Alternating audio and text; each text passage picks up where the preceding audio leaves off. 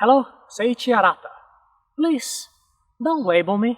Have you ever been labeled and felt how horrible it is to be misunderstood? Whenever someone is labeled, we lose so much. There was this little girl, Amy, 3 years old, who arrived at the emergency room with her worried mother.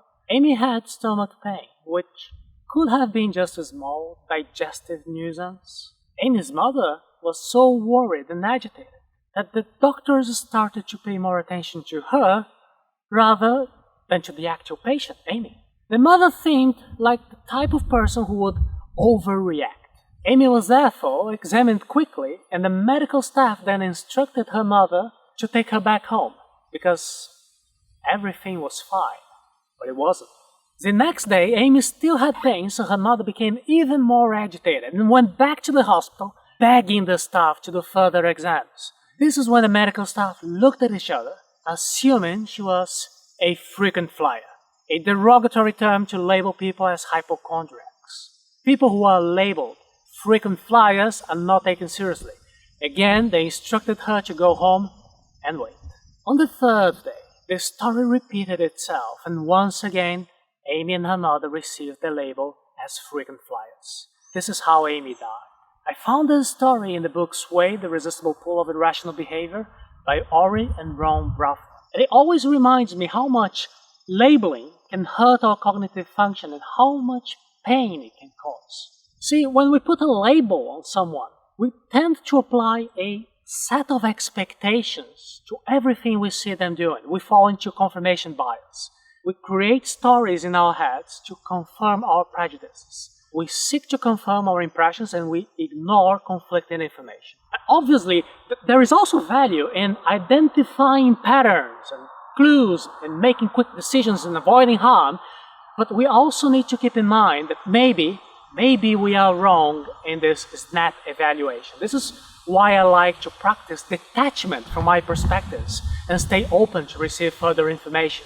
When I ask, please don't label me, I'm actually trying to say, hey, I change constantly.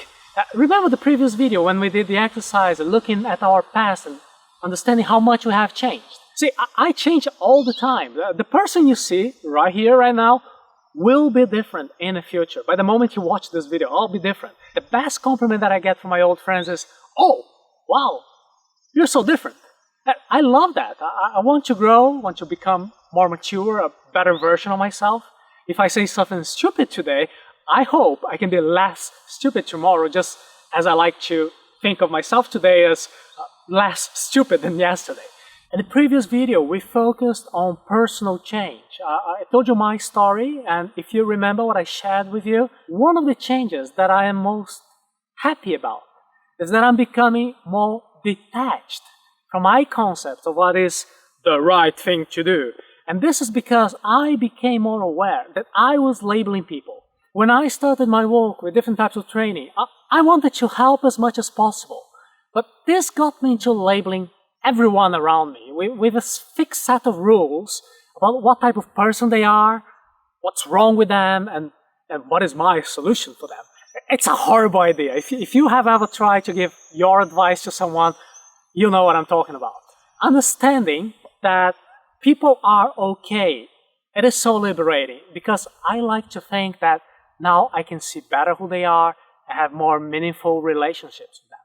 I realized that labels often cause more harm than good because they are inaccurate, overly simplified, and they are fixed in time. People change.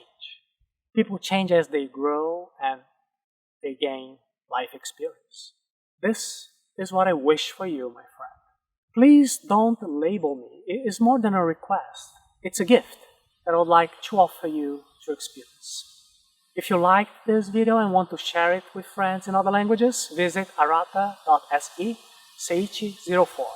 Cheers, hasta luego, forte abraço.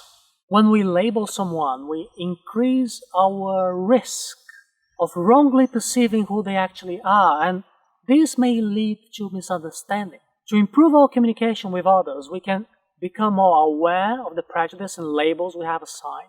And when we let go of these assumptions, then focus on the present moment, then we can improve our relationships.